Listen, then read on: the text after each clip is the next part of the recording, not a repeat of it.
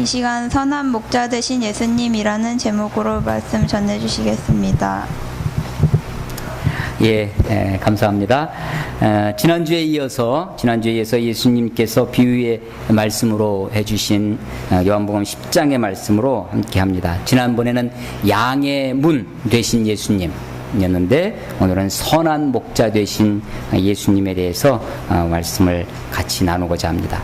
하나님과 이스라엘 백성들의 관계를 구약 성경에 보면 하나님과 이스라엘의 백성 또 남편과 아내 이런 식으로 많이 비유가 됩니다. 그런데 그 중에 하나가 목자와 양으로 비유하고 있죠. 우리가 아주 그리스도인들이 애송하는 성경 구절 중에 하나가 시편 23편의 말씀입니다. 여호와는 나의 목자시니 내게 부족함이 없으리로다 라는 것이죠. 하나님이 우리의 목자 되신다고 하는 것입니다. 물론 이것은 이 목자라고 하는 것이 유목민의 삶, 물론 이스라엘 사람들은 완전 유목민은 아닙니다. 몽골 사람들, 우리 지난번에 키르키즈 다녀왔는데 키르키즈 같은 곳은 이 유목이 많죠. 그냥 유목 자체가 생업입니다. 그리고 그게 삶의 전부인데 이스라엘 사람들은 반유목민입니다. 그래서 목축도 하고 농사도 짓고 포도나무, 그러니까 이 유목을 하기 위해서 마을에서 아주 멀리 가지는 않습니다. 그 인근에 농사도 지어야 되니까 그런 거죠. 그래도 이 목동의 삶, 목자의 삶이 익숙합니다. 우리처럼 아주 동떨어진 아주 문외한의 그런 것이 아니라 친근하게 다가옵니다. 예수님의 말씀 중에 특이한 것이 바로 이 비유인데, 비유 중에 보면 비유라고 하는 파라볼레라고 하는 헬라어가 있습니다. 파라볼레. 이것은 옆에 던져놓다. 그러니까 옆에 놔두면 우리가 무엇을 설명하려고 하는데 이게 잘 모르잖아요. 근데 옆에 그와 비슷한 것을 갖다 놓으면 그것을 보고 실체를 알 수 있도록 하는 것이 비유이죠. 그래서 양의 문이라든지 혹은 선한 목자라든지 이런 것들이 그 당시 유대인들에게는 굉장히 익숙한 그런 비유였을 것이고, 그것을 듣는 순간 사람들이 귀한 깨달음을, 가르침을 얻게 되는 것이죠. 구약 성경에 여호와는 나의 목자시니 했을 때 하나님이 목자 되시고 우리가 그의 양 된다라고 했을 때 그 목자는 주로 인도자의 모습입니다. 이끌어가는, 목자는 앞에 가고 양들은 뒤따라 가는 거죠. 소는 소몰이꾼 이렇게 얘기합니다. 소를 몰고 가죠. 소는 앞에 서지 않는다고 합니다. 괜히 앞에 섰다가 소 뿔이 박으면 안 되니까 뒤에서. 말은 어떨 것 같습니까? 말은 뒤가 위험합니다. 뒷발로 치면. 그래서 말은 고삐를 매서 앞에서 끌고 가고 소는 뒤에서 몰고 갑니다. 양은 아주 어리석은, 양이 굉장히 이 근시안이라고 합니다. 가까운 것밖에 보지 못하죠. 그 양을 이끄는 선한 목자로 우리들에게 소개하고 있습니다. 나는 선한 목자라, 이것이 이제 요한복음의 특징이라고 말씀을 드렸는데, 나는 무엇이다. 나는 생명의 떡이다. 나는 세상의 빛이다. 나는 양의 문이다. 나는 선한 목자다. 나는 길이요 진리요 생명이니. 이렇게 나는 무엇이다 라고 하는 것이 요한복음에 모두 7개 나온다고 했습니다. 그래서 7개, 그래서 seven I am 뭐뭐뭐 이렇게 하기 때문에 그렇게 설명하는 것입니다. 그 중에 4번째가 바로 이 선한 목자입니다. 예수님이 나는 선한 목자다. 자, 구약의 하나님을 목자로, 이스라엘 백성들을 양으로 설명을 했는데, 지금 요한복음에 다시 예수님께서 나는 선한 목자다라고 설명합니다. 구약의 목자는 양들을 인도하는, 양들을 푸른 초장으로 잔잔한 물가로 이끄는 그런 모습입니다. 그런데 이 신약의 요한복음의 이 선한 목자는 거기에서 조금 더 다른 모습을 보여줍니다. 여기에 선한 이 예수님이 우리들에게 소개해 주시는 소위 목자의 리더십, shepherd, 목자의 리더십은 첫째는 희생적 리더십입니다. 내가 양들을 위하여 목숨을 버리노라. 11절에도 보면 나는 선한 목자라 선한 목자는 양들을 위하여 목숨을 버리거니와 15절에도 목숨을 버리노라. 17절에도 내가 내 목숨을 버리는 것은 18절에도 내가 스스로 버리노라. 그 네 번 버린다. 그런데 이때 버린다고 하는 단어는 12절에 나와 있는 삭군도 있는데 이 삭군은 양이 재앙도 아니고 그래서 이리가 오면 양을 버리고 우리말은 똑같이 버린다고 되어 있습니다. 삭군도 양을 버리고 목자도 양을 위해 목숨을 버립니다. 그런데 이 목숨을 버린다는 레이다운 자기 생명을 포기하는 것입니다. 자기 희생적으로 버리는 것인데 삭군이 버리는 것은 완전히 그것을 포기해버리는 그런 것이죠. 예수님의 이 선한 목자 되신 예수님의 리더십은 희생적인 리더십입니다. 목사님들의 모임이 있습니다. 이제 목사님들끼리 모여서 이렇게 이야기를 많이 하다 보면 이제 교회를 어떻게 하면 부흥시킬 것인가, 교회를 어떻게 되면 더 성장시킬 것인가 이런 이야기들이 이제 많이 나오게 되죠. 그러면서 이제 목자가 양을 잘 키워서 양을 잡아먹는 게 목자다. 무슨 얘기인지 아시겠어요? 그래서 양들이 젖을 자주 짜고 젖을 잘 짜야 양이 건강해진다. 양을 젖을 짜지 않으면 젖이 이게 잘못돼 우리 산모들도 젖몸살도 하고 아기 나면 그렇거든요. 실제로 엄마들도 그런 것처럼 양도 그렇다는 거죠. 그래서 양을 잘 짜는 법에 대해서 목사님들끼리 노하우를 서로 이렇게 이야기하는 것들을 듣곤 합니다. 그런데 가만히 생각해 보면 그때 양을 키워서 양을 잡아먹는 목자, 양을 젖짜서 젖을 짜야 되는 그 목자의 그런 목자와 이 요한복음 10장의 선한 목자는 아주 다른 비교를 나타냅니다. 이때의 목자는, 이 선한 목자는 양을 잘 키워서 양을 어떻게 잡아먹을 것인가 여기에 초점이 있는 것이 아니라 양을 위하여 자기를 희생하는 희생적 리더십에 있다. 자, 그래서 구약에 하나님은 목자신데 그 목자는 양을 인도하는 분이었습니다. 근데 신약의 예수님은 어떤 분이냐면 메시아로 오신 분입니다. 이 메시아로 오신 목자는 양을 위해서 자기를 희생적으로 내어주는 대속적인 리더십, 자기를 대신해서 죽음으로 내어놓는 그런 모습입니다. 이것은 아까 우리 요한계시록 5장에 우리 성찬을 준비하면서도 요한계시록 5장 말씀을 읽었는데 일찍이 죽임을 당한 어린 양이라고 하는 것이죠. 그것은 다윗의 뿌리에서 나와 있다라고 하는 것입니다. 예수 그리스도를 상징하는 것입니다. 메시아를 우리들에게 소개해 주고 있는 것이죠. 시편 78편 70절 72절에 보면 다윗의 리더십을 이렇게 설명합니다. 다윗이 또 그의 종 다윗을 택하시되 양의 우리에서 취하시며 전 양을 지키는 중에서 그들을 이끌어내사 그의 백성인 야곱 그의 소유인 이스라엘을 기르게 목양하게 목축하게 하셨더니 이렇게 되어 있습니다. 자, 무슨 얘기냐면 다윗이 실제로 목동이었습니다. 여호와는 나의 목자시니 내게 부족함이 없으리로다 라고 하는 고백이 사실은 그의 경험에서 나오는 것입니다. 다윗이 왕이 되기 이전에, 군인이 되기 전에 목자였습니다. 들판에서 양을 치면서 그 양 무리 속에서 그 하나님을 여호와는 나의 목자시니 라고 그렇게 고백했던 것입니다. 그렇게 양을 정말로 그가 온 마음을 다해서 정말 생명을 주고 자기 생명의 위협을 무릅쓰고 사자의 손에서 그 발에서부터 자기 양을 지키는 그 성실한 모습을 보고 하나님이 다윗을 택하셨다는 것입니다. 그래서 양의 우리에서 택하사 이스라엘 백성을 기르는 목자로 세우셨다라고 하는 것이 시편 70편의 이야기입니다.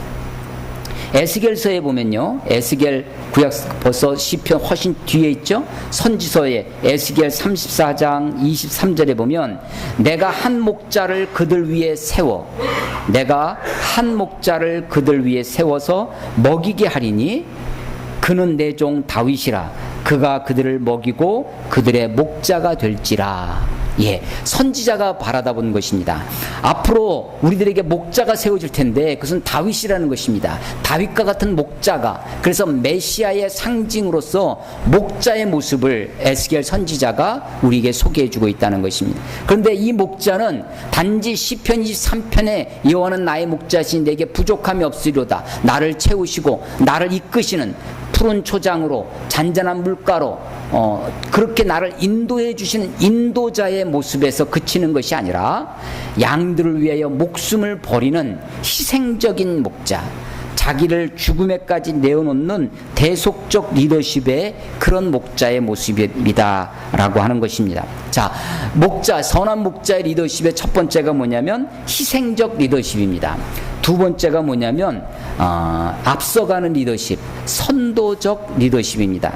이것은 우리 지난주에도 양의 문을 할 때도 그가 이 10절에 보면, 요한복음 10장 4절에 보면 4절 말씀에 자기 양을 다 내어놓은 후에 앞서가면 양들이 그의 음성을 아는 거로 따라오되, 예, 목자가 앞서가면 양들이 따라오는 것입니다. 몰아가시는 분이 아니라, 채찍으로 몰고 가시는 분이 아니라 앞서가시는 예수님의 모습을 보게 됩니다.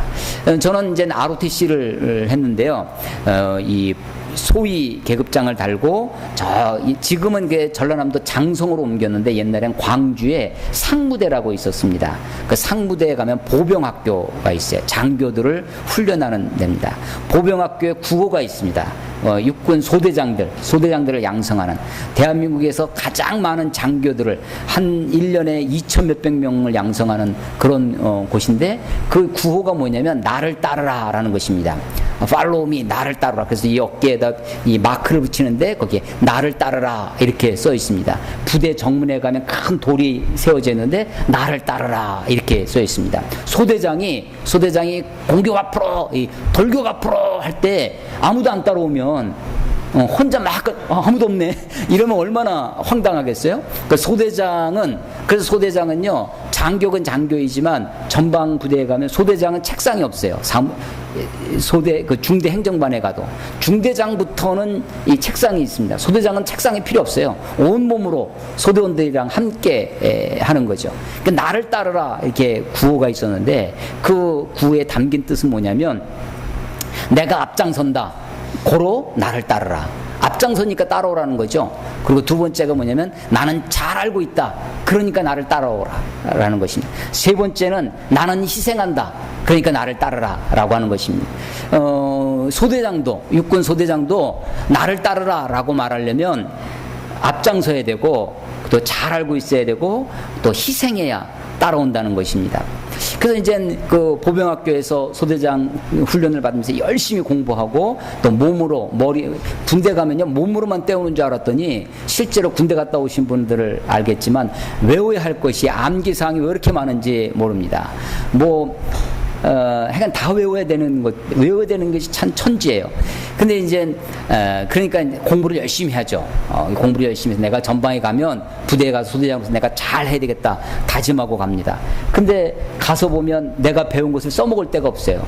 왜냐면 내가 주로 배운 건 뭐냐면 전술, 군사학에 대해서 배웠거든요. 근데 전방에 가면 소대장 할 때 제일 많이 하는 게 뭐냐면 작업입니다. 삽질을 하는 거예요. 그러니까 이건 누가 하냐면, 대학교 다니면서 삽질 해본 적이 없잖아요. 농사도 안 져보고 하니까. 그러니까 누가 잘하냐면 농촌에서 자란 병사들이 훨씬 잘합니다. 그리고 군대 고참들, 작업을 많이 한 고참들이 훨씬 나보다 잘 알아요. 그러니까 병장들한테 물어봐야 돼. 야, 이건 어떻게 하는 거냐? 물어봐야 되죠. 괜히 알지도 못하면서 모른 척하다가 창피를 당하느니 물어봐서 그렇게 하는 거구나. 야, 그러면 한번 해보자. 해서 하는 거죠. 나를 따르라 라고 하는 이 선도적 리더십, 이 잘 알고 있어야 됩니다. 그리고 앞장서야 되고 희생해야 이게 리더십이 세워지는 거죠. 선한 목자 되신 예수님은 양들을 앞장서서 가십니다. 그리고 희생적인 리더십이었습니다. 그 세 번째가 있는데 선한 목자의 예수님의 세 번째 리더십은 상호 인지 리더십. 제가 한자를 그렇게 붙였어요. 서로 잘 아는 리더십입니다. 아버지가 나를 아는 것 같이 내가 아버지가 나를 알고 내가 아버지를 아는 것 같이 목자와 양도 잘 안다고 하는 것입니다. 14절에 보시면 나는 선한 목자라 나는 내 양을 알고 양도 나를 아는 것이 아버지께서 나를 아시고 내가 아버지를 아는 것 같으니 서로 잘 안다는 것입니다. 이 잘 안다고 하는 것에서 나오는 것이 뭐냐면 그게 상호 신뢰입니다. 모르면 불안합니다. 저 사람이 어떻게 될지 어떻게 행동할지 잘 모르고 저 사람을 잘 모르면 믿을 수가 없죠. 그런데 이 상호 인지, 서로 잘 아는 것, 이것이 상호 신뢰를 가져옵니다. 여기서 안다라고 하는 것은요, 그냥 머리로만 아는 것이 아니라, 지식적으로만 아는 것이 아니라 온 몸으로 아는 경험적인 지식을 얘기합니다. 이게 이제 기노스코라고 하는 헬라어 단어를 쓰고 있는데, 그냥 지식적으로 뭐 계산해 보니까 이렇게 쭉쭉 계산하니까 이렇게 답이 나오는구나, 그런 산술적 지식도 아닙니다. 그것은 경험적 지식입니다. 마치 뭐와 같냐면 마리아가 예수님의 어머니 마리아가 처녀인 상태에서 수태고지 임신을 했다라고 하는 그런 천사의 이야기를 듣습니다. 그때 마리아가 깜짝 놀라죠. 그러면서 하는 이야기가, 아니 나는 아직 남자를 알지 못하는데, 나는 사내를 알지 못하는데, 남자를 알지 못하는데 어떻게 이런 일이 있을 수 있느냐라고 물어봅니다. 남자를 알지 못하는데, 아니 아버지도 남자고 형제들 뭐 이웃사촌들 어렸을 때 동네 친구들도 있을 텐데 남자를 알지 못한다라고 하는 것은, 이때 이것은 몸으로 아는 것이죠. 경험적으로 아는 것입니다. 그래서 이것은 특별히 어떤 관계냐면 부부관계에 아주 깊은 성적으로 아는 것을 이 단어를 썼습니다. 그래서 이게 구약성경 창세기 4장에 보면요, 4장에 이제 에덴 동산에서 추방당한 아담과 하와가 가인을 낳을 때 아담이 하와와 동침하매, 이렇게 되어 있습니다. 우리말로는 동침하매라고 되어 있는데, 그게 동일하게 기노스코라고 하는 남자가 여자를 안다라고 했을 때 그 단어입니다. 그 아주 깊은 육체적인 그런 관계를 통해서 깊은 체험적인 경험적 지식을 이야기할 때 이 단어를 쓰는 것입니다. 그래서 우리 주님이 우리를 잘 아십니다. 우리 하나님 우리를 잘 알아요. 목자가 양을 잘 압니다. 선한 목자의 리더십은 어디서 오냐면 이 잘 아는 것에서, 서로 잘 아는 것, 신뢰가 되는 거죠. 부부 관계도 마찬가지입니다. 부부도 깊은 신뢰에서부터, 서로 잘 아는 데서부터 신뢰가 생기고, 거기서 진정한 리더십, 진정한 섬김, 진정한 사랑이 나오는 것이죠. 자, 선한 목자 되신 예수님의 리더십을 세 가지로 정리할 수 있는데, 하나가 뭐냐면 희생적인 리더십입니다. 그것은 구약에 하나님을 목자로 설명하는 것보다 보다 더 깊은 의미가 있다고 그랬습니다. 그것은 양들을 위하여 자기 목숨을 내어주는 희생적인 리더십이다. 예수님이 우리에게 주신 것은 뭐냐면 목숨입니다. 목숨. 목에 숨이 있는 거, 숨 쉬는 거 있잖아요. 목에 숨이 있으니까 목숨입니다. 그런데 목숨을 버리시고, 그래서 이 목숨이라고 하는 단어는 푸시케라고 하는 단어를 쓰고 있는데, 이것은 육체적인 생명을 이야기합니다. 예수님이 우리들에게 목숨을 주시고 목숨을 버리고 우리들에게 주시고자 하시는 것이 있는데, 그것은 생명을 주십니다. 생명은 조에라고 하는 단어를 쓰고, 다른 단어를 쓰고 있어요. 예수님이 우리 위해서 십자가에서 달려서 죽으신 것은 우리들을 위해 목숨을 버리신 것입니다. 육체적 생명, 목숨을 버리신 거죠. 근데 우리에게 주시기를 원하시는 것은 생명입니다. 영적인 생명이고, 이 생명은 하나님과의 관계를 얘기합니다. 생명이 생겼다라고 하는 것은 하나님과 관계가 생기는 것입니다. 그래서 예수님이 우리들에게 목숨을 버리는 것은 우리에게 생명을 주시기 위해서 것이다라는 것입니다. 이런 예수님의 리더십의 중요한 요소가 하나가 예수님의 주권입니다. 18절 보시면 이런 말씀이 있습니다. 이를 내게서 빼앗는 자가 있는 것이 아니라, 예수님의 목숨을 빼앗아가는 것이 아니라 내가 스스로 버리노라. 나는 버릴 권세도 있고 얻을 권세도 있으니 이 계명은 내 아버지에게서 받았노라 하시니라. 버릴 권세도 있고 얻을 권세도 있다라고 하는 것입니다. 이것이 예수님의 자유입니다. 예수님의 참 자유, 예수님이 어쩔 수 없이 십자가에 달리신 것이 아닙니다. 예수님을 십자가에 달린 것은 가룟 유다가 반역했기 때문에, 제사장들의 음모가 있었기 때문에, 혹은 빌라도의 불의한 재판, 선고가 있었기 때문이 아니라 예수님의 자의적 선택에 의해서, 예수님의 자유가, 예수님의 참 자유가, 그 예수님의 자유가 그것이 사랑을 반영하고 있는 것입니다. 예수님의 주권입니다. 예수님은 생명을 빼앗기는 것이 아니라, 목숨을 빼앗기는 것이 아니라 스스로 버리십니다. 누구를 위해서? 우리들을 위해서, 양인 우리를 위해서 그렇게 죽으시는 것입니다. 사꾼은 어디에 관심이 있냐면 돈에만 관심이 있습니다. 평상시에는 사꾼은 삭에 관심이 있습니다. 양에 관심이 없습니다. 위기시에 이리가 오는 것을 보면, 위기가 닥쳐오면 사꾼은 어디에 관심이 있냐면 자기 목숨에 관심이 있습니다. 그래서 양을 돌보지 않고 양을 버리고 도망을 칩니다. 그런데 선한 목자는 그 선한 목자의 관심은 양에 있습니다. 양에 있어요. 16절에 보면 또 이 우리에 들지 않은 다른 양이 있어. 양의 펜스가 있는데 양의 우리 안에 들지 않은 다른 양들이 있다는 것입니다. 그래서 그 양들도 예수님이 불러내야 되겠다고, 그들도 내 음성을 듣고 한 무리가 있어 한 목자에게 있으리라 라고 합니다. 유대인들은요, 자기 우리 안에 있는 양들만 양이라고 생각했습니다. 그런데 주님은 이 우리 안에 들지 않은 다른 양이 있다고 하는 것을 알려주십니다. 이것이 얼마나 우리들에게 귀한 말씀인지 알 수 없습니다. 유대인들뿐만 아니라 다른 이방인들도, 우리들에게도, 한국뿐만 아니라 키르기즈나 태국이나 온 세계 열방에 다른 양들이 있다고 하는 것입니다. 그래서 그 양들도 주의 음성을 듣고 주님께서 불러내야 되겠다라고 하는 것입니다. 제가 어렸을 때 몰몬교, 마릴송도 예수 그리스도 교회라고 하는 몰몬교도들한테 이렇게 전도를 받아본 적이 있습니다. 중학교 시절이었는데요. 그때 보니까 조셉 스미스라고 하는 이 창시자가 있습니다. 몰몬교의 창시자가 있는데 이 사람이 계시를 받았다고 합니다. 계시를 받았는데 성경이 있죠. 성경 말고 계시를 받아서 어디 가서 파보라고 그러니까 거기에 책이 있었는데 그게 몰몬경이라고 하는 것입니다. 그래서 그들은 성경 말고 또 하나의 책을 믿습니다. 그게 몰몬경이죠. 그러니까 성경이 귀한 책이지만 이것은 필요하지만 충분하지 않다라고 하는 것이 전제입니다. 그러니까 필요 충분 조건, 우리 수학 시간에 배운 거 있잖아요.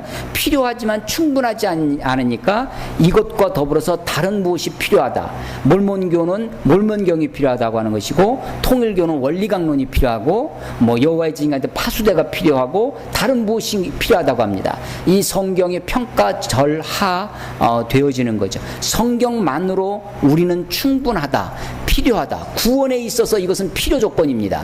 뿐만 아니라 구원에 있어서 이것은 우리들에게 충분 조건입니다. 필요 충분 조건이죠. 근데 몰몬교도들이 저한테 전도를 하면서 자기네 조셉 스미스가 어디서 계시를 받아서 책을 얻었다고 하는 겁니다. 근데 그 책을 펼쳐보니까 그 책이 근거가 어딨냐, 그 책이 하나님이 주신 책이라는 근거가 여기에 성경에 있다는 겁니다. 그러면서 저한테 제시하는 것이 요한복음 10장 16절에 우리에 들지 않은 다른 양이 있는데 그 다른 양이 아메리카에 있는 그 양들이라는 거예요. 자기들이라는 거예요. 그래서 그 양들을 위해서 하나님이 자기를 예비했다라고 하면서 이 16절 말씀을 인용하는 것을 들은 적이 있습니다. 그리고 그게 중학교 1학년 때였는데 아직까지 기억하고 있다는 게 놀랍지 않습니까? 예. 이게요, 이 우리에 들지 않은 이것은 유대인들을 얘기하는 것입니다. 그래서 오늘 본문 19절부터 21절에 보면 그런 예수님의 가르침에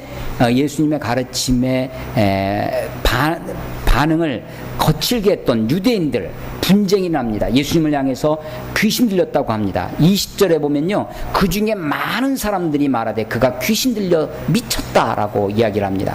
21절에 어떤 사람이 소수는 20절은 many입니다. 많은 수입니다. 21절은 some, 어떤 사람입니다. 어떤 사람은 이 말을 귀신 들린 자의 말이 아니라 귀신이 맹인의 눈을 뜨게 할 수 있느냐라고 하면서 소수가 예수님께 그 말씀에 귀를 기울이고 예수님께 나온 것을 봅니다.